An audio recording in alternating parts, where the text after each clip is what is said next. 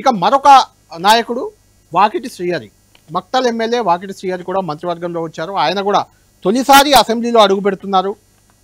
ఆయన మహబూబ్ నగర్ జిల్లా, ఉమ్మడి మహబూబ్ నగర్ జిల్లా మక్తల్ నుంచి ఆయన ఎమ్మెల్యే గెలిచారు. 1972లో ఆయన నారాయణపేట జిల్లాలో జన్మించారు. 1972 బీసీ సామాజిక వర్గం ముదిరాజ్. మనం ఇంతకుముందే చెప్పుకున్నాం. ముదిరాజ్ సామాజిక వర్గానికి చెందిన ఈటెల రాజేందర్ కీలక నేతగా ఉన్నారు తెలంగాణ రాష్ట్రంలో.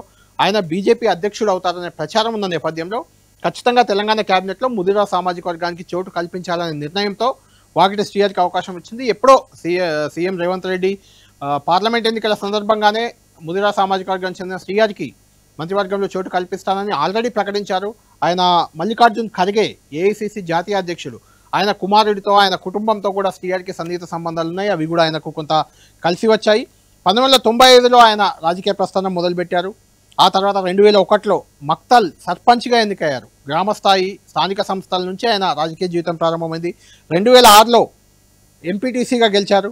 2014లో జెడ్పీటీసీ, సర్పంచ్, ఎంపీటీసీ, జెడ్పీటీసీ అలా అంచెలంచెలుగా ఎదుగుతూ వచ్చారు ఒక రకంగా రాజకీయంగా. ఆ తర్వాత 2023లో మక్తల్ నుంచి తొలిసారిగా పోటీ చేసి విజయం సాధించారు. తొలిసారి పోటీ చేసి గెలిచారు ఆయన. అది కూడా కొంచెం ఇంట్రెస్టింగ్.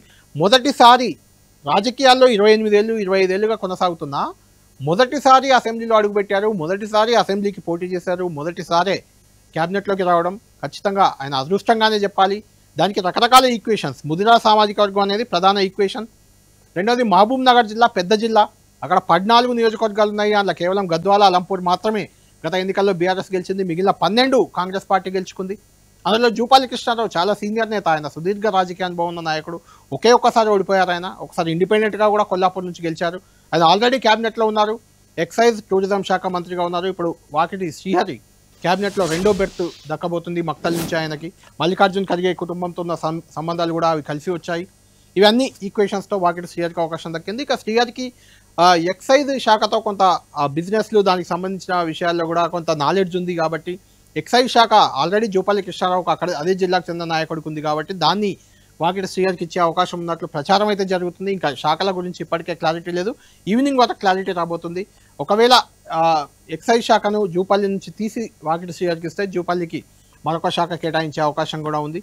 అందులో సీఎం వద్ద ఉన్న హోం, విద్యాశాఖ, ఎంఏయుడి ఈ 3 కీలక శాఖలు ఏమవుతాయి? ఆయన్నే ఉంచుకుంటారా, ఎవరికైనా ఇస్తారా అనేది చాలా ఇంట్రెస్టింగ్ ఫ్యాక్టర్గా ఉంది. ఇందులో మనకున్న సమాచారం అయితే ఎంఏయుడి సీఎం ఉంచుకునే అవకాశం చాలా ఎక్కువగా కనిపిస్తుంది. విద్యాశాఖను, హోంశాఖను మాత్రం ఖచ్చితంగా మరో మంత్రికి అప్పగించే అవకాశం ఉంది. అది ఆల్రెడీ క్యాబినెట్లో ఉన్న అనుభవంలో ఉన్న మంత్రికి అప్పగించి వాళ్ళ నుంచి ఉన్న శాఖలు ఏమైనా ఇప్పుడు కొత్తగా వచ్చిన మంత్రులకు ఇచ్చే ఛాన్స్ అయితే కనిపిస్తుంది.